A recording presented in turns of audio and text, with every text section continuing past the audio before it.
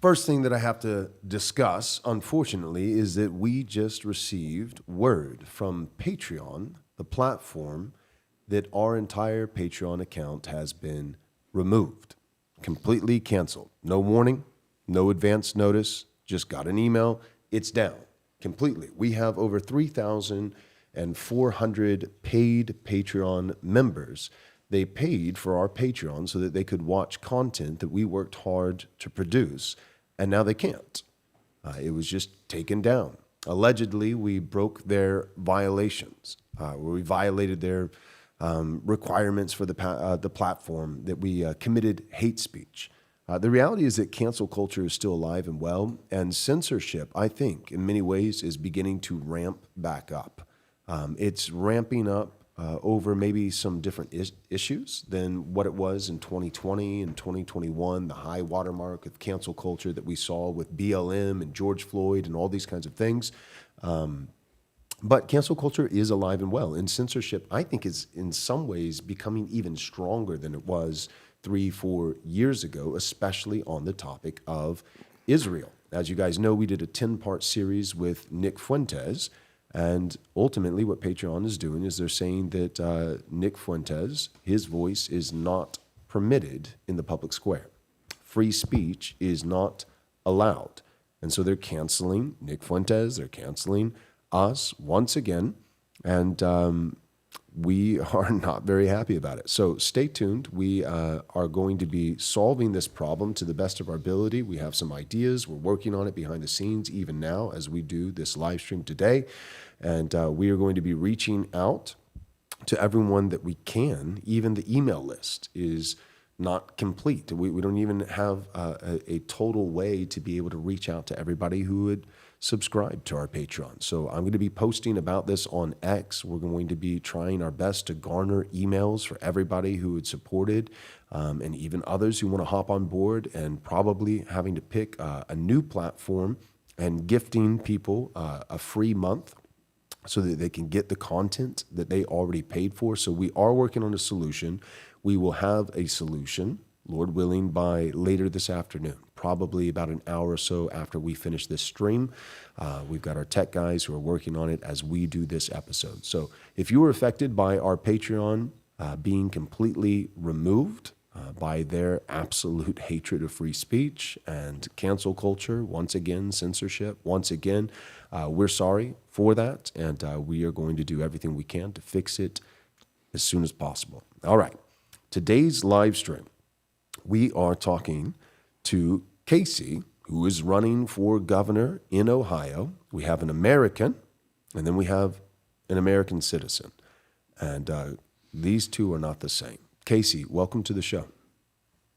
Thank you for having me. A real honor to be here. Awesome. You're doing a good job. I've been following you online, watching what you're up to on X. When is the actual, your race is shorter. We just interviewed Fishback, James Fishback, but the actual election takes place when in Ohio? Our primary is May 5th, and it's the Republican primary, but actually I've learned that it's open. So literally anybody can vote in the Ohio Republican primary, which is fascinating because some hardcore establishment Republicans came after me and said, "Are you trying to get Democrats to vote for you?" And I was like, can you even do that? I'm just a guy that doesn't like what I see trying to run. So it's fascinating what's going on, but it's May 5th, me against Vivek. You against Vivek. Is there anybody else in the race? No one that has any real traction.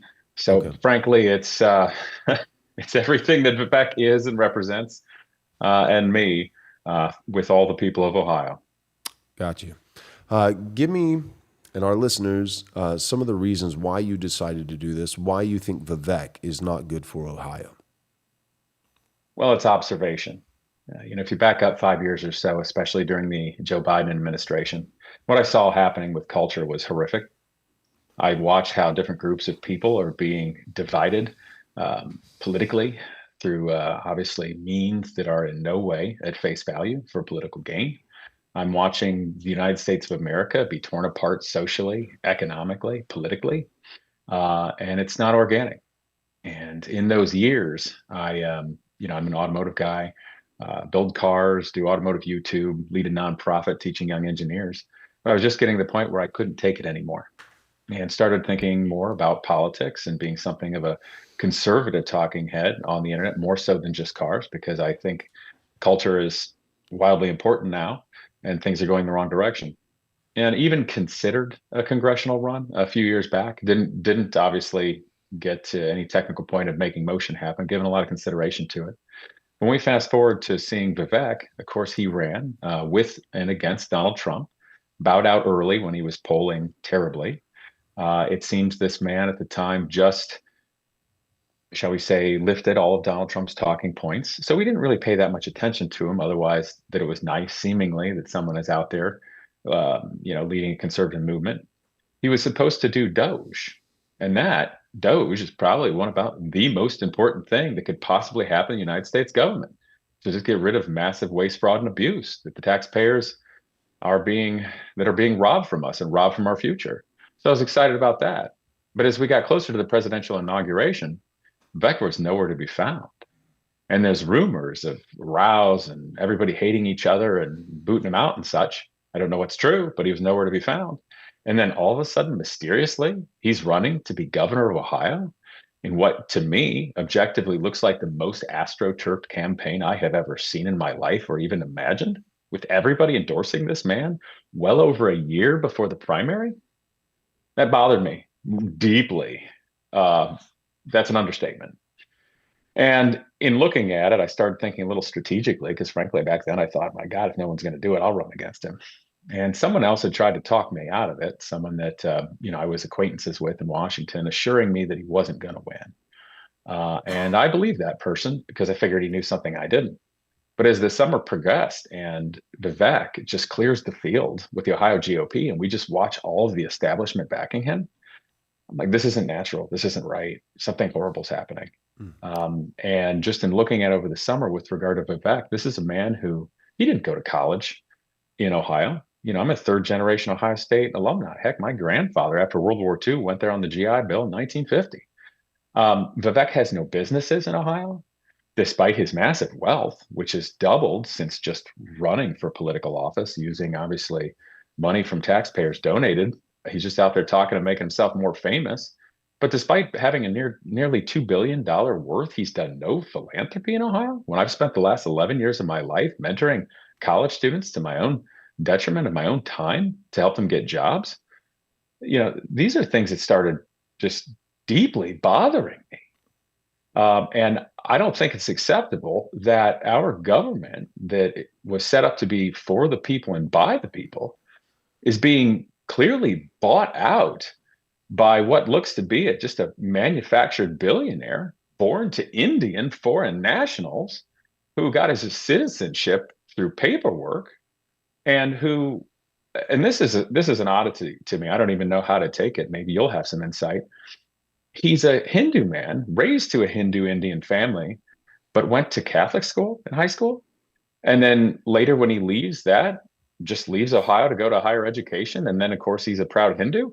And on his campaign, you can see videos him lecturing and telling all the Christians what he thinks about us and our religion, and then writes op-ed articles that when they backlash at him, they change the titles so that if anybody doesn't like Vivek, it's not because he's a terrible candidate and a person who clearly by his actions doesn't care about any of the people of Ohio or America, and then looks down his nose at our culture.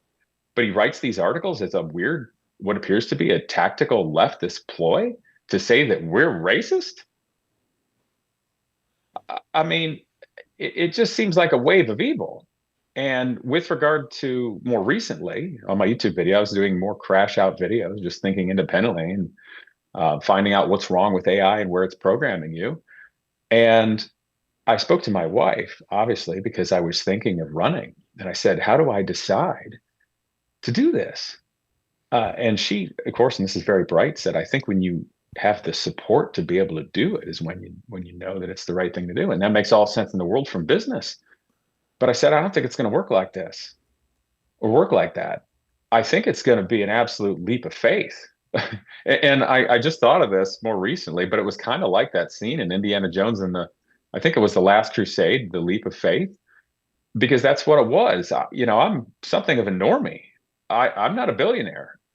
The cards are beyond stacked against me in terms of being risky and dangerous, and that's an understatement.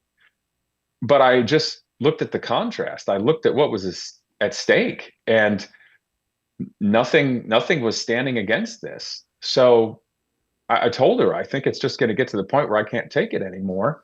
And the moment I decided absolutely to run was when I just sat quietly and looked and thought about it. And the only way I can describe it is that my soul was burning.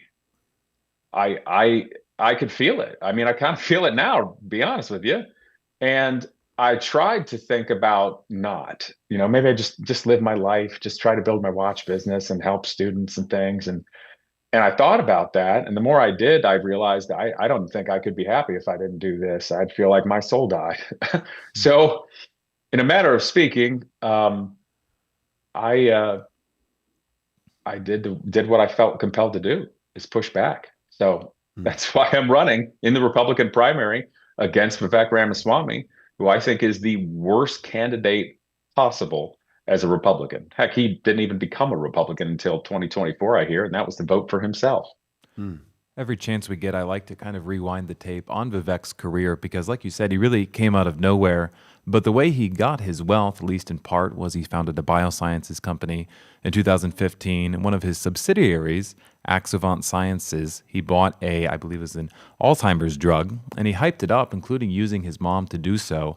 And the company would have had a public offering swell to $3 billion market cap. And he takes this massive payout, but in 2017, the company announces that their clinical trials had failed. The drug that everyone would thought would be a blockbuster, the first on the market to treat this disease that would basically have its whole share of the market cap. Oh, what a surprise, it failed, just like it failed all its previous trials. But Vivek, of course, walked away from that. The shareholders, they got gypped. The private equity that they bought portions of the company that he sold to when the market cap was high, they didn't get a return on their value. Vivek went home with a handsome paycheck. And then, like you said, he comes in the primary in 2023, 2024, and he kind of does this same pivot. He pivots to the front of something, gets there when the getting is good. So he was the one saying there's only two genders, God is real. Now, very important question is, which God is real, Vivek? Which of the millions of God in Hinduism are real? But he pivoted right as the turn against wokeness was kind of happening, and he said all the right things. And it was pretty impressive because he jumps out and he gets 8% of the presidential primary. I believe it's in Iowa, the first one, which is really impressive for a candidate with no political backing. But obviously, he's not going to win the primary against Donald Trump, so he drops out of that quickly. He makes all these promises. We're staying into the last state. People believe in me. He gets his 8%. He gets his name recognition, drops out, and then pivots back. And like you said, kind of clears the field, and it's like, I'm the guy for Ohio. But now Ohio is a state that Trump won. You could correct me if I'm wrong, by 12% in 2024, and depending on the polling, it was what? It was a lot, yeah. Yep. It was a very red state in that regard. Depending on the polling, he's down potentially 1 to 2 points on a Democrat woman who locked the state down to her best capacity during COVID. So you have this massive Trump state that votes for Trump by double digits. He swoops in with not much of a track record to go off of, and it's looking like he could lose the state if he's selected in the primary for the Republican Party. Yeah, I agree with that wholeheartedly. It's pretty obvious that he will lose the state. Now, we also have to point out this is a red state. This is on the wave of Donald Trump getting office, with everybody, including myself, supporting him for that. Donald Trump, that is. And he's going up against Amy Acton, a Democrat candidate who not only helped lock down the state, mind you, she resigned as the health director, citing reasons that there was too much pressure. I'm actually not kidding about that. So the Democrats' best candidate is a person who quit, and they think they're going to put that person at the helm of the ship of Ohio's economy in a fleet of F-16s. And the GOP has selected somebody who is only on paperwork American. I don't know if he's ever even shot a gun in his life, let alone cares about 2A or the First Amendment, and who I'm seeing things, and perhaps you have researched this and seen it. It appears that Vivek was on the board advising DeWine and Amy Lockdown or Amy Lockdown, Amy Agnew to lock down the state. It's truly absurd when both sides are completely sold out in terms of the state level parties, and spitting in our face and telling us it's rain. Yeah. I completely agree. It seems like the only two options that we really have these days is completely woke or soft woke. And there's a lot of, people on social media saying, oh, well, it's the woke right. It's the exact same as the woke left. The key difference is there's at least two. When you think of the woke left, you think of the Summer of Love and George Floyd. You think of the Branch Covidians and all, canceling churches and locking people down in their homes and people losing their businesses and people being arrested and all these kinds of things. You think of woke left. The narratives that came out of that, especially as it pertains to social justice and race and these kinds of things, first, it was a lie. You have guys like LeBron James saying that he's afraid to go out his front door because he's being hunted in the streets. That all these, the average person was under the impression back in 2020 and 2021 that it was literally thousands of black men annually that were unarmed and shot by police officers, which I would say that it wasn't even close to that. It was like 12, but it would help to have more male police officers in terms of not shooting people, who are not actually dangerous. A lot of times that is female police officers. But the point is that it was a lie that like black people are being oppressed and minorities are being overlooked and there's discrimination against this group and against that group. So first it was a lie. And then secondly, the people, these minority groups, especially immigrants, that's very different than heritage blacks who could trace back their ancestry, 400 years, descendants of slaves. They've been in America a very long time, a part of the American project. That's different than a Haitian, who's been here for 15 minutes, But then you started getting rhetoric, not just about George Floyd, but about Haitians and Somalians, and it's so sad, and they're discriminated against, and all these kinds of, and so it was a lie, but also it was, if there's any group that we should be the most concerned about, you would think that it would be the heritage Americans who built the country, who have been here the longest. We know what the founders said when the question is raised, who did you bleed and sweat and die for? Like what in building this country at great cost to yourself, who did you have in mind? And they answer that question for us and our posterity, right? You don't have John Adams saying for India. That it's for us and our posterity, for their children, the children of heritage Americans were supposed to be the recipients of all of this blessing that was stored up by faithfulness and hard work. And so the woke left, I think of, Summer of Love, 2020, 2021, 2022, kind of the high water mark. One, it was a lie. Oh, there's discrimination against minorities.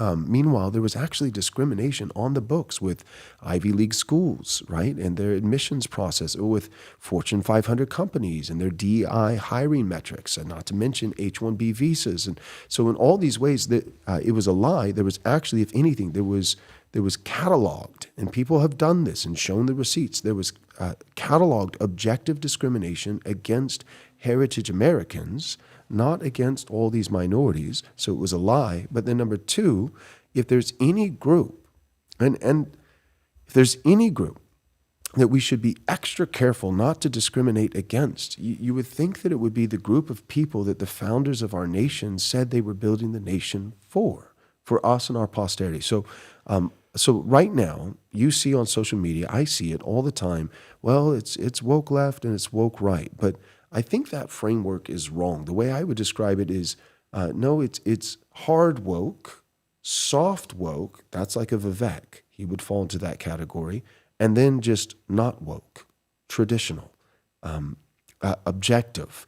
And so my point is that I feel like guys like Vivek they'd like to make themselves sound like, well, I'm normal, and someone like Casey, he's a far right extremist, or he's woke right, or whatever.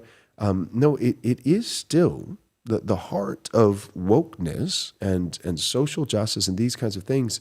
It's propositional nationhood. It. What does it mean to be an American? Matt Walsh, he did a great documentary, What is a Woman? I feel like what we need right now is the answer to the question, what is an American? And Vivek is an American citizen in terms of he actually has the document, he has the paper, as far as we know, but that doesn't make you an American. I can become a Japanese citizen. I can move my family over there and go through the process and maybe be granted, but I'll never be Japanese.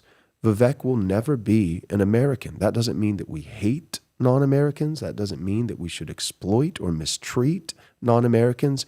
But if we're going to have a country, we have to be able to say what a country is. And I think that it's more than what I'm about to state, but it can never be less. A nation is a people and place. I would argue, people and place, lineage and land.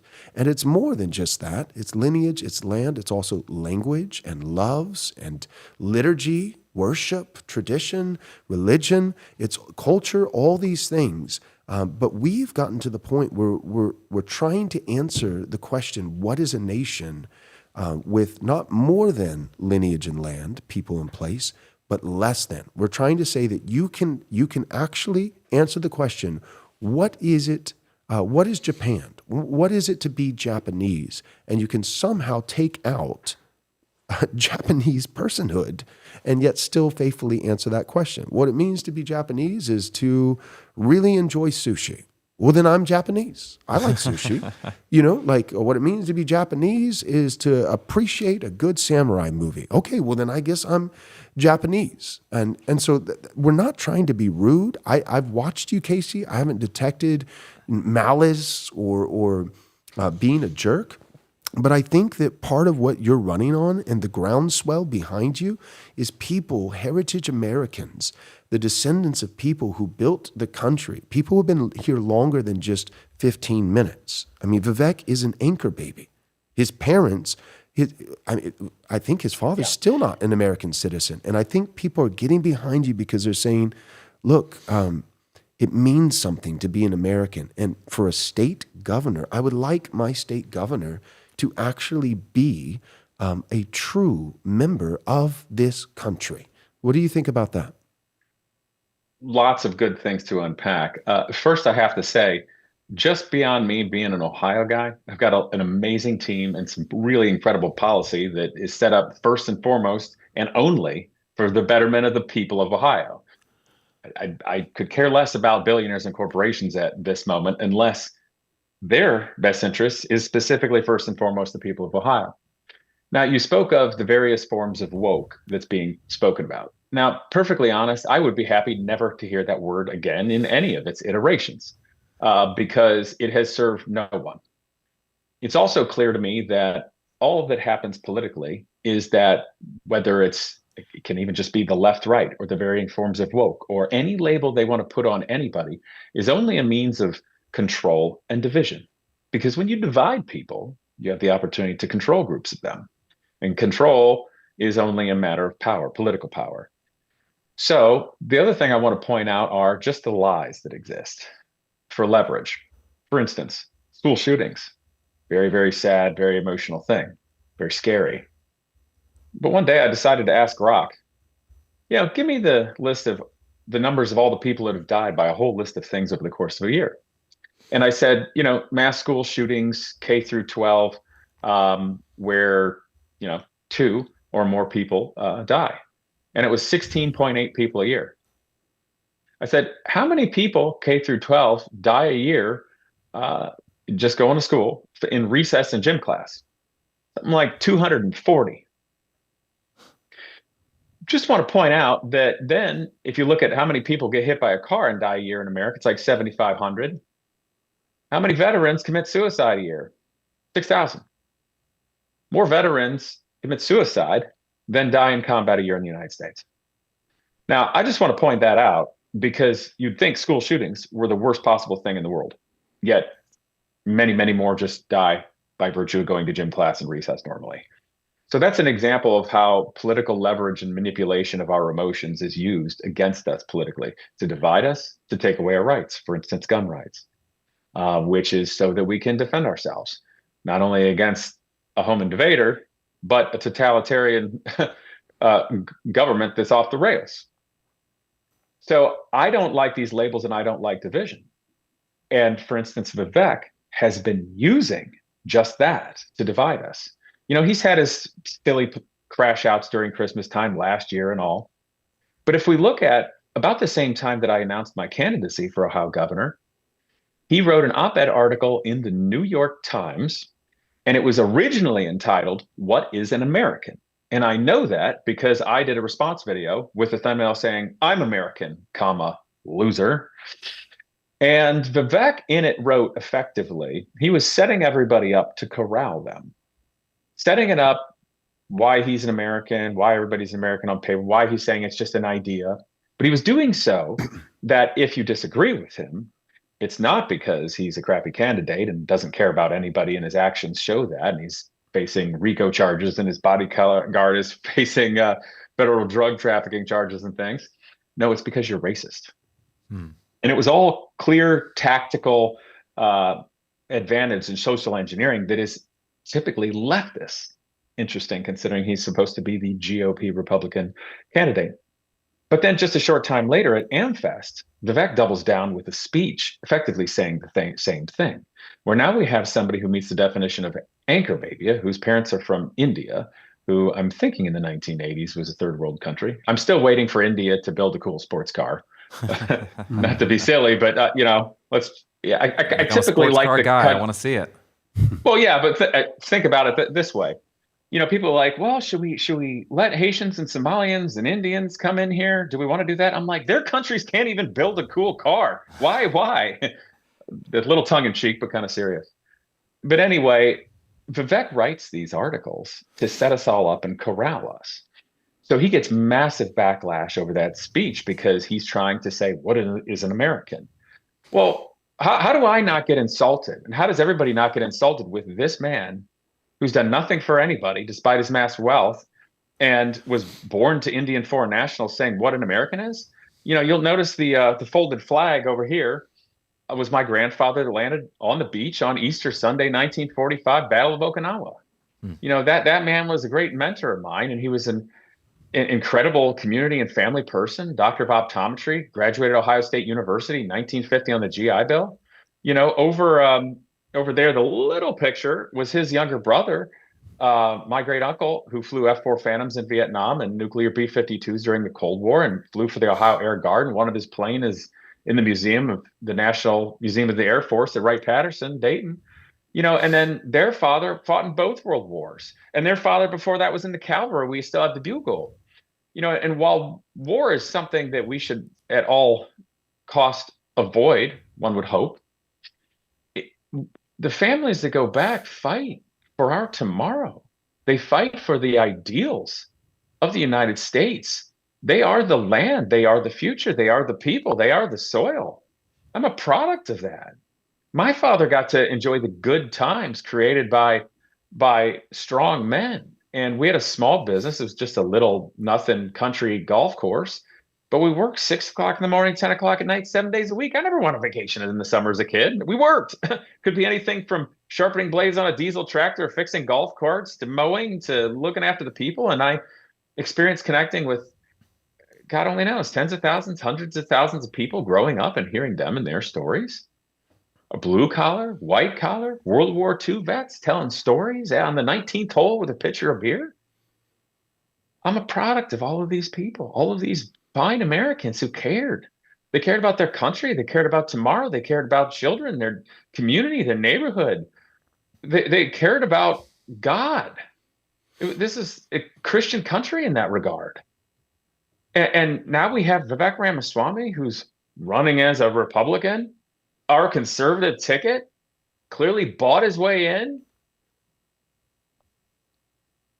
What alternate reality is this?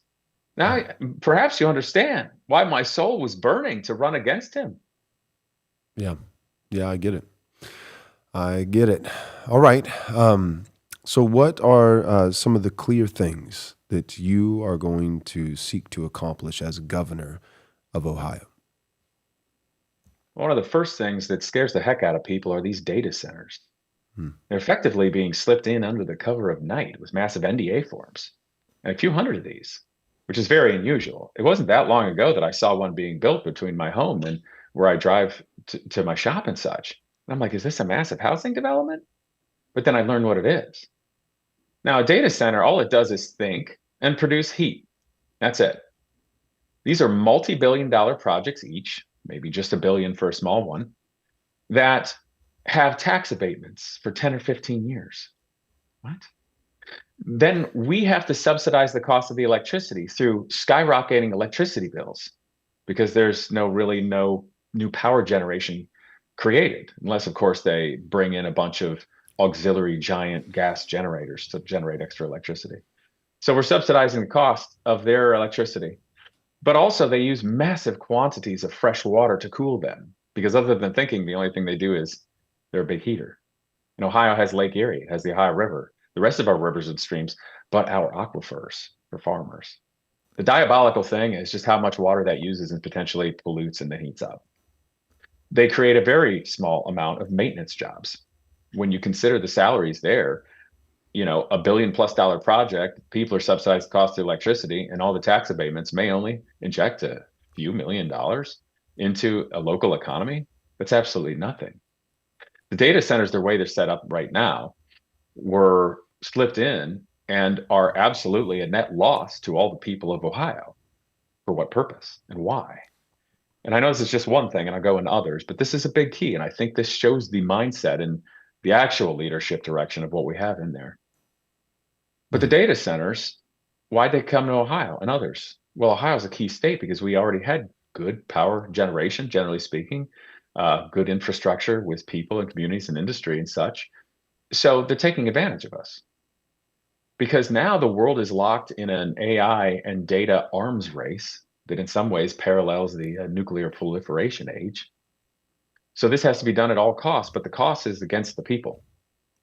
And what's even more diabolical is the amount of untold power that happens with computing and, of course, AI to control and manipulate all of us, of which I've done numerous videos, effectively jailbreaking AI systems to show, as well as get it to admit where its guardrails and programming are and what it's actually doing to us. It's diabolical that effectively we're paying for the things that will control us. Hmm. And just another note on that, one of the reasons I became super critical of our president this past summer, despite supporting him, of course, was unregulated AI in the big, beautiful bill to where no state can push back for 10 years. That's game over. That's game over for the government and the nation. Think about it. What protection do we have as individuals for our face, for our likeness, for our voice, for our IP? AI is basically the biggest thieving entity ever created in the world, not to mention robbing everything about us and all of our information to use against us, but just robbing the very human experience. So I wanted to bring that up because this shows just profoundly terrible leadership in that regard. As another note, H-1Bs, that's a federal issue, the H-1B visas. But that's something that bothers me both on a personal level as well as a professional. Because again, I tell you, for 11 years, I've been mentoring the best young college engineering students and giving them the practical skills that they don't get in school by building airplanes, by building professional level racing cars, and mentoring them in automotive design. They get unbelievable jobs everywhere from like Lockheed Martin to GM, Marathon, even Tesla, and loads of startups. So, and done that at my own cost. I've gotten some presidential awards and got to fly with the Thunderbirds, but done that at my own cost. So these H-1B visas that Vivek touts, and if a politician or anyone says we need those because we don't have skilled enough people in the States, they are lying to you for the benefit of big corporations that save hundreds of millions of dollars by hiring cheap labor, Right. primarily from India, which is highly coincidental because somebody that's running is basically Indian, isn't he? Mm-hmm. So what happens are the companies can hire all these H-1Bs from India, pay them less money, So what we've done is we've unfairly created competition in the job market to our native Ohioans and Americans that have done it right. They've gotten good grades, they've studied, they've worked hard, they have a good family. Maybe they've gone in debt for school. And now there's all this competition because we just brought in cheap labor from a dissimilar culture that cares nothing about us and our history and our ideals and our roots. Well, the other thing you do is guess what's going to happen? The salaries on the job market are going to go down. So we're replacing the native population, literally, for the Yeah. short-term gains of corporations that care nothing about us, for a people, a dissimilar culture who care nothing about us. So anytime a politician or anybody else says we don't have good enough people here, not only are they lying, they're just showing that they never put any effort into understanding where our educational system can be better. Well, I've been doing that for 11 years and I know it inside and out. So things obviously relating to education, but since H-1Bs is a federal level issue, I want to, as Donald Trump might say, roadblock the hell out of them. Mm-hmm. There's ways to do things for, shall we say, corporations and big entities where it's not in their best interest to hire that, and it will be in their best interest to help our culture, our people, our state do right by others in the future. And I know that. So education, there's other issues too. This is an interesting one. Property tax on personal homes, as well as stopping corporations and private equity companies from being able to buy private homes. Right. So let's talk about the second one first. If a bunch of corporations, private equity and whatnot, can buy all your homes, they can compete individuals by buying them right now, just spending a little bit more money. You know, maybe they offer 5, 10, 15, 20 grand more, whatever. So they buy them. They hold a lot of them in their portfolio. It's worth certain equity, et cetera. But by doing that, they also have another opportunity. They can completely change and alter the market, inflate the price of houses. The gutless politicians won't say anything because, hey, they might have to pay more property tax, right? And the people in it probably won't say much because they'll look around and go, this is weird, but I think I'm worth more money because my house is worth more. But then they can take out more loans and be more in debt. But what we've immediately done is destroyed the future for young people, young native people that are trying to raise a family, want to have a future. Well, how are they going to do that now if they rent in perpetuity? Meanwhile, we're flooding the future with cheap labor and such. Are you kidding me? But the other aspect is private property. Think of our seniors. They've worked their entire life to own their own home, but effectively with the property taxes, they just have to rent it from the government. And if the government just keeps screwing everything up, our future, our economy, massive inflation, make it part of there's less jobs and whatnot. Oh, but then if you don't pay your property taxes, they'll just come and take your house, won't they? And what's a senior going to do?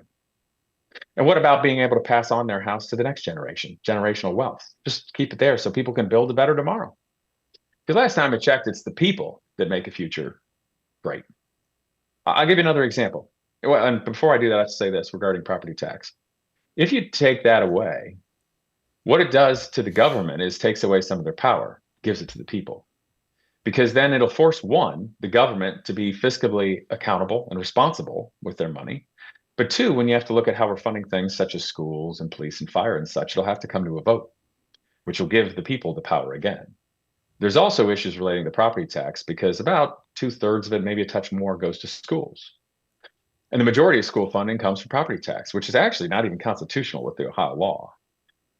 And just the waste, fraud, and abuse in the government alone, which we can get into later, if you see the Somali-related scandals going on up in Minnesota, the tunes of more than $10 billion, it's sounding like, to pushing 20. We have the same kind of stuff looks to be happening in Ohio to similar magnitude. And there's going to be more. You know, the Ohio spending has gone to nearly $100 billion, doubled in the last 15 years alone. You don't think we can't find enough wrong there to be able to fund the schools without property tax? But it's giving power back to the people so they can have a future. And the last note I wanted to make that I was going to say, it's the people that build the future. You may have seen at the early part of last year, I was on Tucker Carlson's show as a normie talking about my Omega car. And that was my recyclable car concept that I built some years ago because I was annoyed Obama was lying to everybody about what he was going to do. It's diesel powered. And I said over 10 years ago, it will get over 100 miles a gallon and do 0 to 60 in less than 5 seconds. Mark my words. And I built it. I kept it forever, and I didn't do much with it because I didn't have a voice back then. And if nobody knows you have it, it doesn't exist. But as I become an automotive YouTuber to try to get more exposure to the nonprofit I was doing and grow that, we, of course, had Donald Trump running against Kamala. And we saw how administrations such as Gavin Newsom in California and Joe Biden were going to create electric vehicle mandates, mandating that all new cars sold by a certain time had to be electric, or the vast majority thereof, which one, destroys innovation, and I think is wrong. And two, government regulation of industry is one of the mechanical points of fascism. So I know the left likes to call anybody right-wing that remotely likes their country a fascist. It's funny because that's exactly what the left were doing. They were doing fascist tactics. So anyway, I couldn't think of a Kamala presidency, and I thought I need to speak out about this. I'm going to test my car, get some numbers, and think about it, and speak out. So the first day I tested that, and I'm coming to a point with this, by the way. The first day I tested it, just driving through the countryside with stop signs and turns and everything, it got 104.72 miles to the gallon the first try with no extra tuning. And I didn't even have its normal aerodynamic fairings on. The next day, and this is with like 10, 12-year-old tires that are getting dried out, I did some 0 to 60 testing with accelerometers and GPS on it, and measured it precisely from a true stop. And I also did that with my 93 Dodge Viper RT10, a C7 Grand Sport Corvette, and Tesla Model 3 rear-wheel drive with a full charge. And my 100+ mile a gallon diesel car out-accelerated my Dodge Viper 0.2 of a second and exactly matched the Corvette and the Tesla, 0 to 60. And so the third day, I figured, hey, the EPA's probably got some numbers on carbon offset and whatnot. Should be able to calculate what the carbon footprint is of burning a gallon of diesel. And what's the carbon footprint of generating a kilowatt hour of electricity, not even considering losses in the grid, national average in the US? So I did a little math in, it wasn't hard. And my car on straight diesel alone has a lower carbon footprint per mile than an EV, blowing the entirety of the leftist narrative. It's also cheap to manufacture, and its manufacturing has a wildly lower carbon footprint, certainly than an EV, and even more than a conventional car. Yet our government is doing nothing, and there's nothing happening for people to innovate. So with regard to Ohio, what I would do, darn right, we're going to facilitate the ability for people to be able to actually innovate and have a government that cares about the future, that people can do something about it. There needs to be the opportunity to bring manufacturing back. Toledo, Cleveland, Dayton, these are places that have people that want to work and have great places to build industry, but there's no good projects with a good ROI for manufacturing. You know, I'm sitting at my watchmaking desk, and the watch I'm wearing here now, I built to meet the NASA requirements for an astronaut watch. So, you know, we have tariffs, and this is a international, national level thing, but we have tariffs to try to push manufacturing to be back in the States. And I could build a watch company, supply the watches to the Artemis missions that this year and the next 2 are going to the moon. But where's the incentive? What's the government doing to help facilitate the people create or build anything? I don't find it. I don't see it. Heck, I got millions of people hearing about the Omega car after Tucker and before. And all I had were a few private equity guys or VC guys just trying to figure out how to leverage me, steal my IP, and do that. And then when they realize, oh my God, this guy's just a good leader and engineer, they bounce. But I say that because we have the Wright brothers in Ohio. They were bicycle mechanics that looked and thought and dreamed. They built wind tunnels, functioning wind tunnels well over 100 years ago to test airfoils, built their own aircraft, tested it. You think that kind of stuff can happen anymore in Ohio? Heck no, and I'm proof. That's why I'm running, because the walls are closing in on all of us, socially, economically. Like that scene in the first Star Wars where they try to escape through the garbage chute and end up in the garbage compactor and need R2 to save them.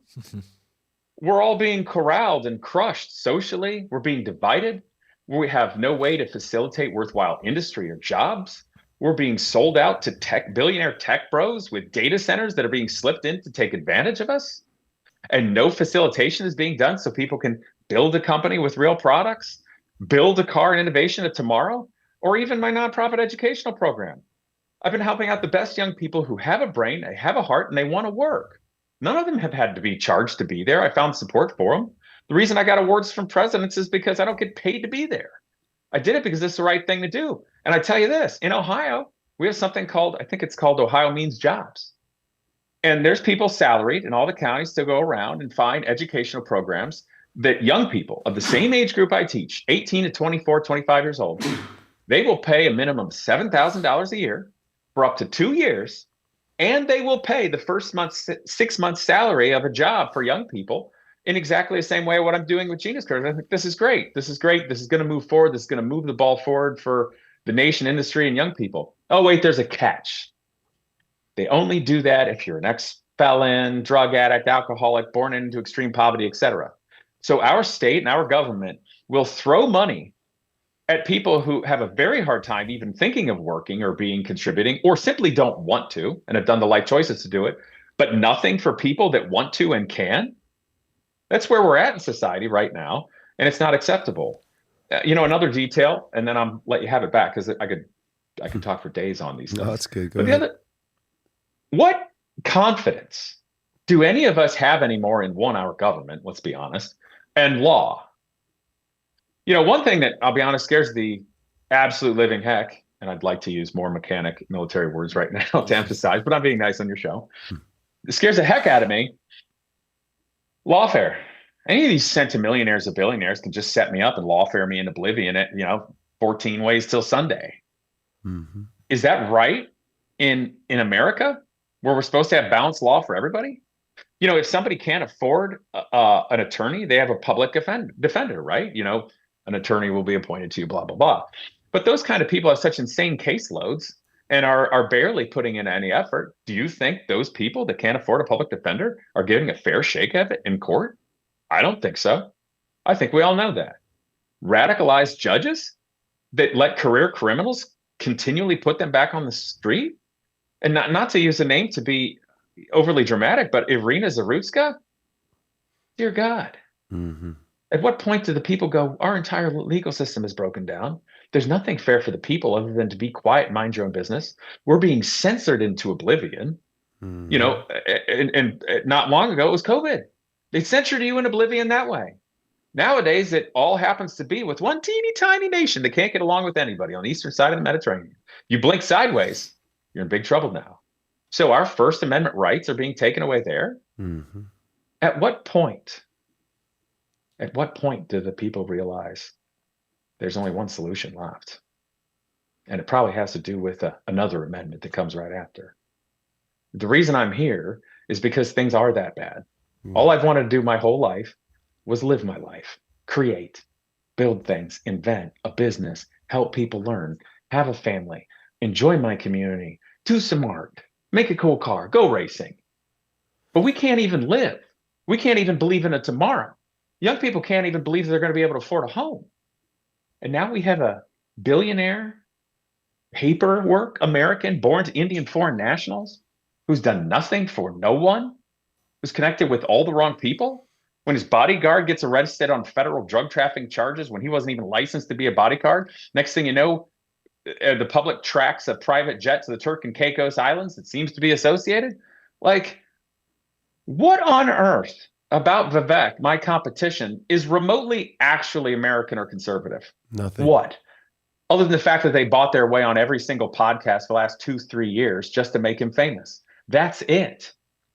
So I know I went on a long topic here, but running is more than just, I don't like that guy, somebody needs to do it. Right. Yeah, I'm Ohioan through and through. Okay. 44 years old. I have a wife. I have a nice little daughter. We got a bun in the oven. This is insanely dangerous, but it's like this. If, we have the choice. You can stay seated and silent when you watch some horrible thing happen, or you can stand and fight. If you stand and speak out, we learned during cancel culture, you risk losing everything. Just saying no speak. So if you stand and fight, you may risk losing everything. But if we stay seated and silent, we ensure it.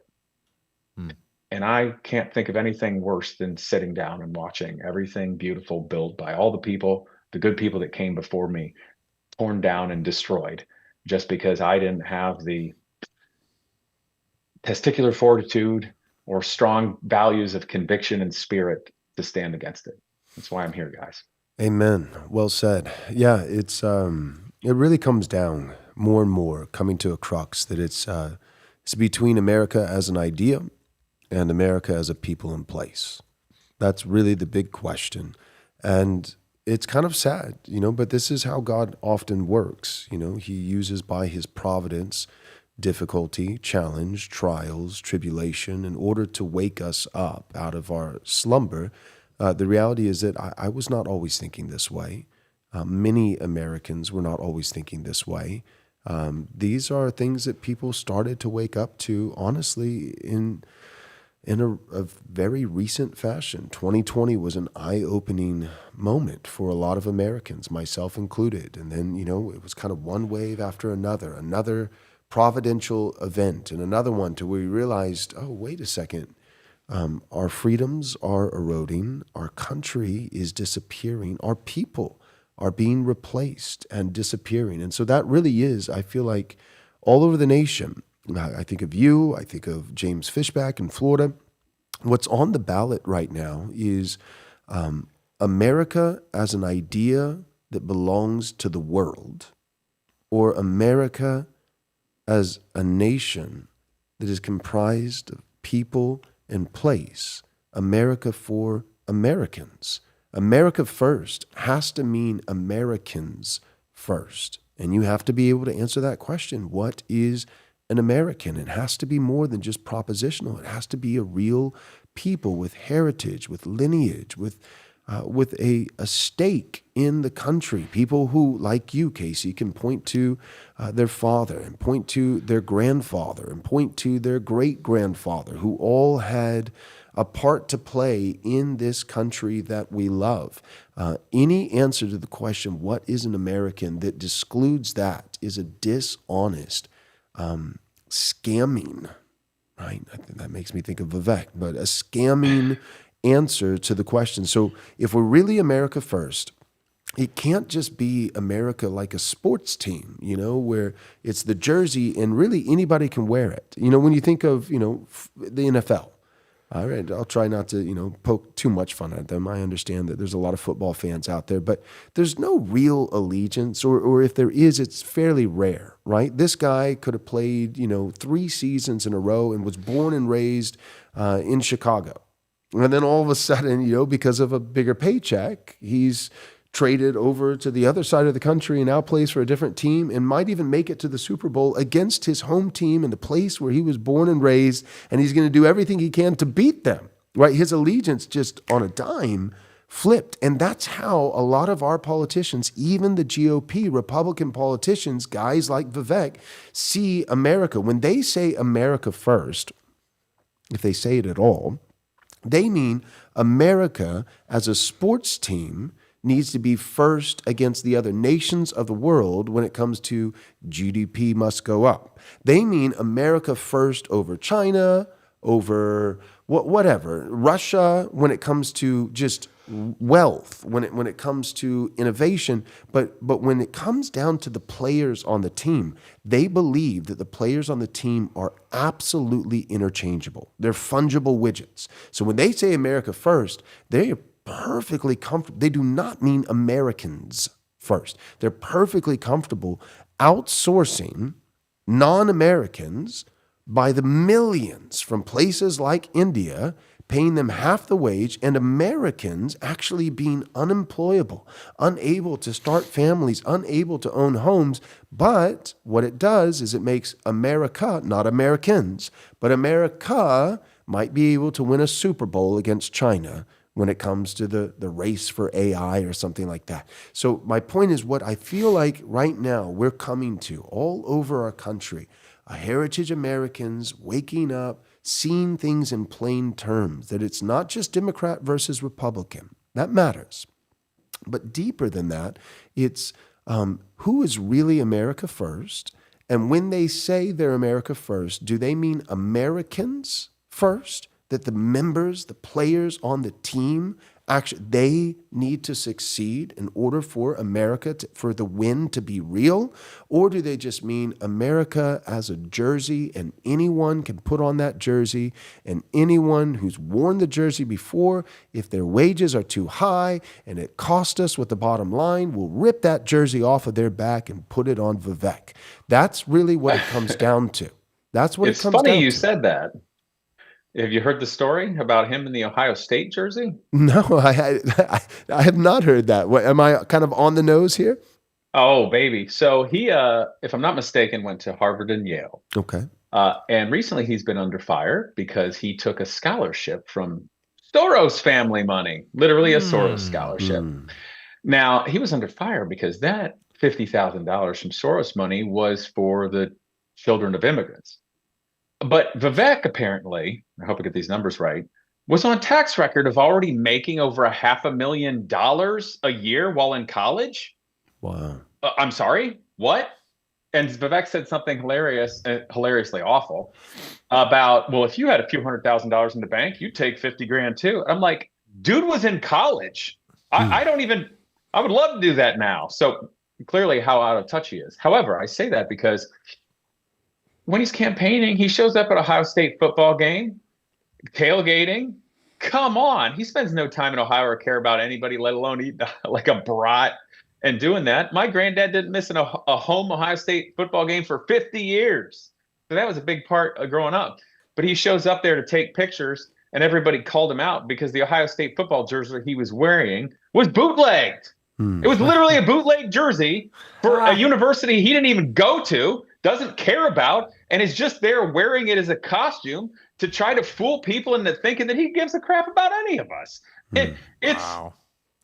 It's amazing. And the other thing I have to point out is I don't know if you've noticed this. With these really creepy billionaires out there, the ones that are seriously like internationally Machiavellian, you're like, your gut is just screaming these people are evil, just screaming.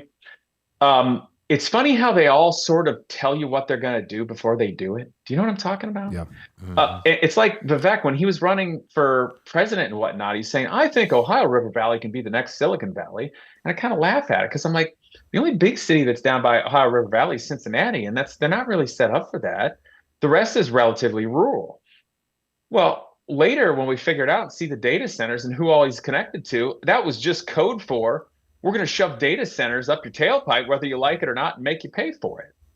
And I say this also, and if this doesn't scream horrific to you, I mean, he's bought his way into the Ohio GOP, the entire establishment. You know, and even Mike DeWine, who said that the Somali fraud going on is the price of doing business, because everything is fine DeWine during lockdowns and all. Just endorsed Vivek. I said, thank you most kindly, because now you've shown the entire world who the globalist sellouts really are. And I say this, the person who, if I'm not mistaken, is literally the head of the Ohio GOP, tweeted, and 12 hours ago, put a picture of the dude from, I think, Scarface, you know, that mafia boss guy. Yeah. And he writes, sadly, the worlds of politics and organized crime sometimes resemble each other. What? The head of the Ohio GOP that's endorsed Vivek tweets, sadly, the worlds of politics and organized crime sometimes resemble each other. Like, we all know that, but he said it. You should probably take the floor now because it's just too horrific. Yeah. Yeah, they say it out loud. I always think of George Soros, you know, saying, you'll own nothing and be happy.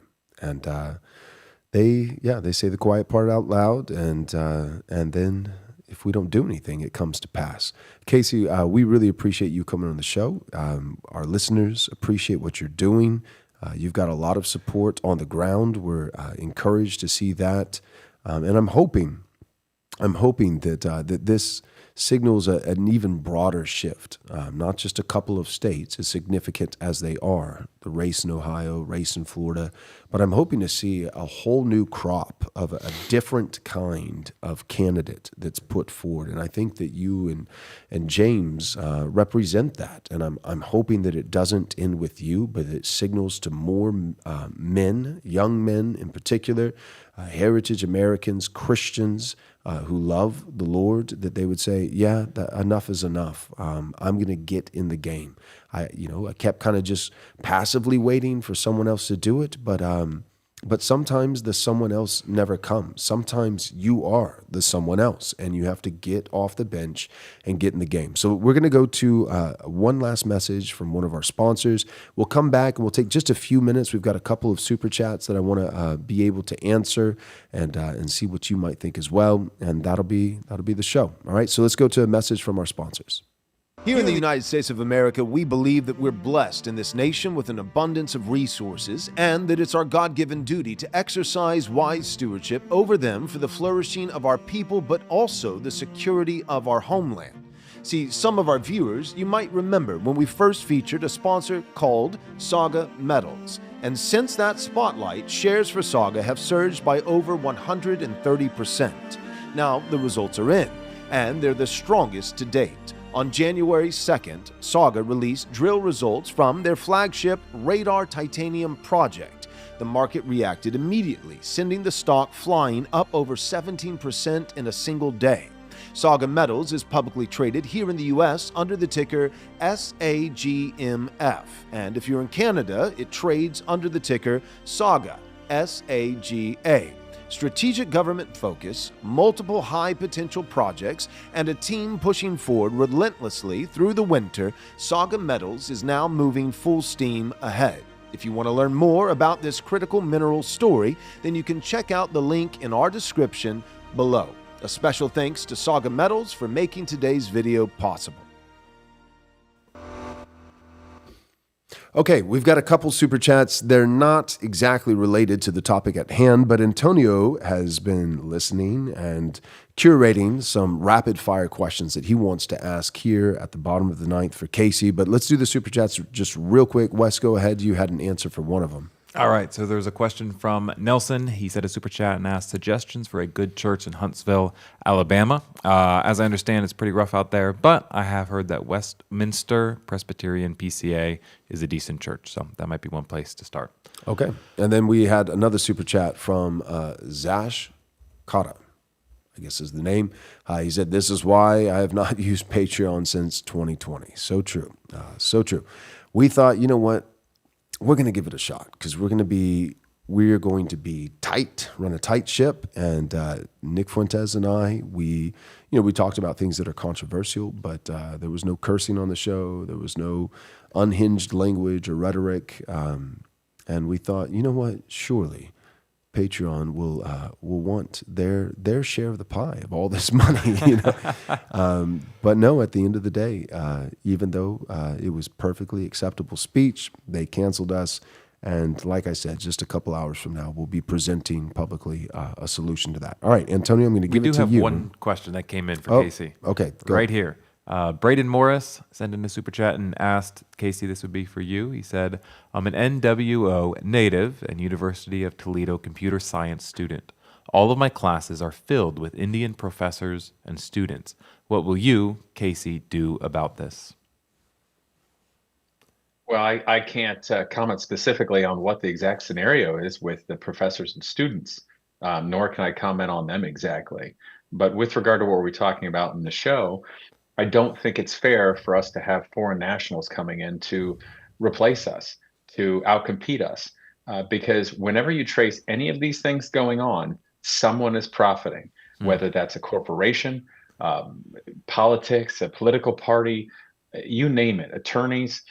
There are people that do not have our best interests in mind or our future as a state in mind. They're gaining from it. And there's simply no reason to allow that. So whether it's a system like that is allowing people in, that maybe it's great for them, but last time I checked, that's not Ohio, and it takes away the future from all the people already here. You know, we look at the Somali fraud that's going to be happening with daycares. Why was that allowed to happen? How much has that metaphorical cancer metastasized within the government? So the answer is simply this. I care specifically about the people of Ohio and their futures. That's it, number one. And it's to simply attack and understand at the root cause how all of these things are happening. And I'm able to do that because I have an unbelievable team already with me, and that I simply stand firm on good conservative values and the basis of who I am and why I'm here to fight. Good. Well said. All right, Antonio. Yeah, Brayton Morris actually took that question right out of my mouth. I was going to ask, I had looked it up before the show, but I think it's something like 6% of Ohio public universities are international students, and most people are aware of the reasons why, which is foreign students, international students typically pay full tuition, and so there's sort of an incentive scheme for universities to sort of bring international students to help subsidize sort of in-state and American students. One other note, if I may, on Yeah. universities that bothers me to no end.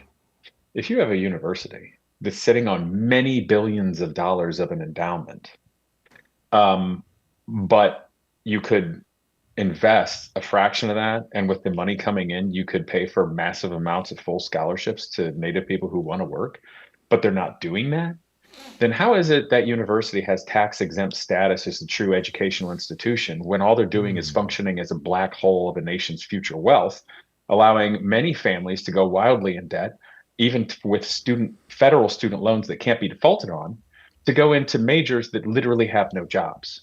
You see, in that structure, universities are just functioning literally as a black hole for a nation's future wealth and young people, and that's not acceptable. So I'm going to be reviewing universities and the position of wealth they're actually in regard to what they're actually doing for the future, period.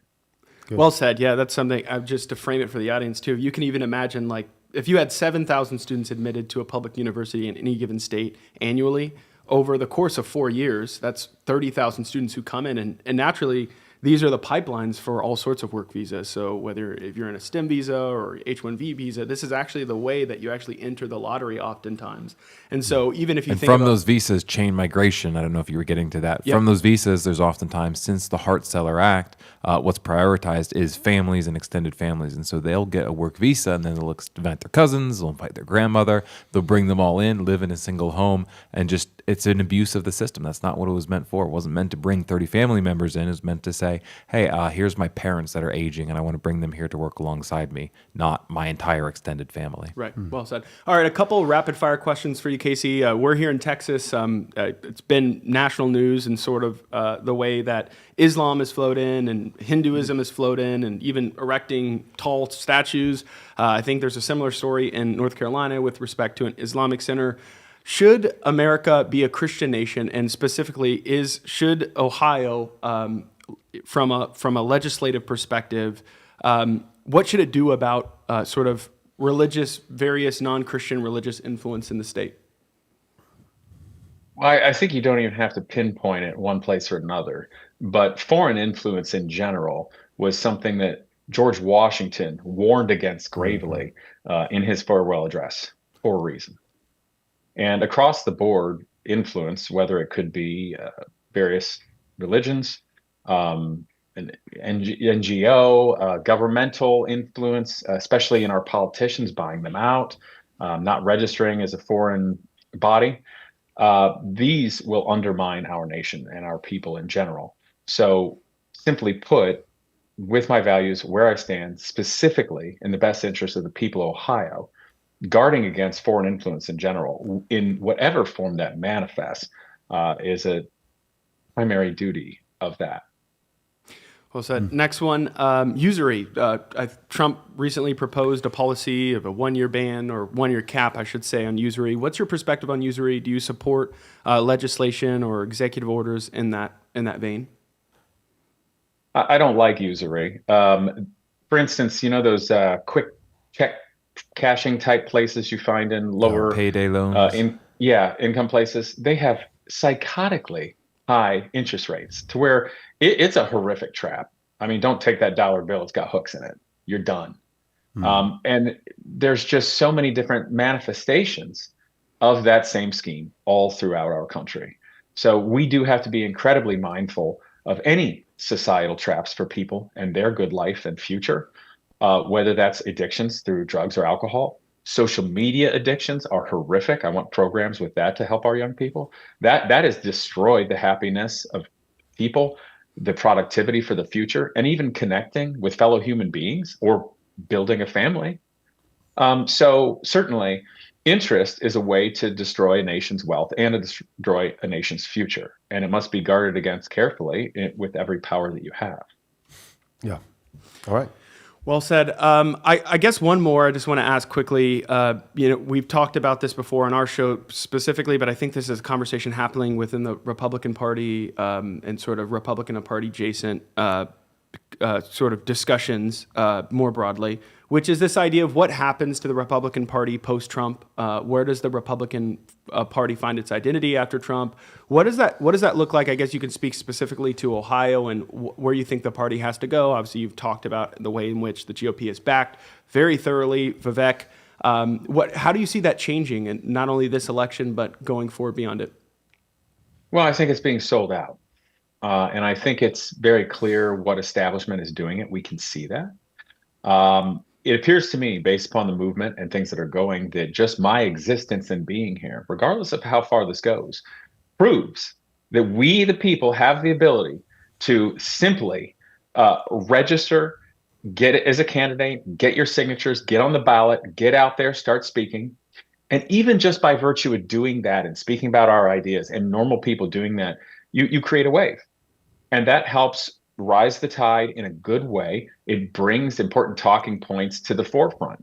Because if we don't take part, it's the same thing as sitting down and staying silent. You're just going to watch your future burn and be sold out, like I see it that is happening there. Now, I think, frankly, I have a very real shot based on all the numbers and everything I'm seeing. But I would encourage everybody, including young men and women, to, if they feel the calling, to run for office, to do so. There's a young man that I met at our first rally who's 18 years old, has been interested in politics, and he ran successfully and got elected to his school board. And I thought that was tremendously impressive. One other last note I'll say is that no one should, in my opinion, dream to be a politician. I think that that is a duty that you do, part of your civic duty and caring about community, to bring your expertise and good values to the table for the betterment of all. And I think that once you serve a reasonable amount of time, you need to punch out and go do whatever it is you're going to do. Raise your family, build a business, be a farmer. That's what the American government is supposed to be. And I encourage everybody to take part. We get the government we deserve. Well said. It reminds me of a quote. I think it's from Plato's Republic, but he said, and it's been sort of repeated in different variations, but it says something to the effect of, those who seek to lead are the most unqualified for it. And I look at Vivek and I think, him being a foreigner aside, I think one of the most things that's evident in his disposition, but also the way that his career trajectory has gone, is he's a man who desperately seeks power. He seeks power in virtually every endeavor. And clearly gets some gratification from that. I think that's exactly right. I think Americans need to get better at sniffing that out, seeing in between the lines with respect to people running for office. Yep. All right, Casey, thank you so much for coming on the show. Where can our listeners find you, follow you, support you? Where can they go? You can go to pushforohio.com. Of course, you can connect with us to volunteer, even donate. Yes, that matters, because I'm not funded by billionaires of foreign nations. I'm funded by all the people in the effort. Of course, you can find me as Casey the Car Guy or Casey Putsch on all the platforms. And I would just say one thing as a little reminder to fellow Christians out there.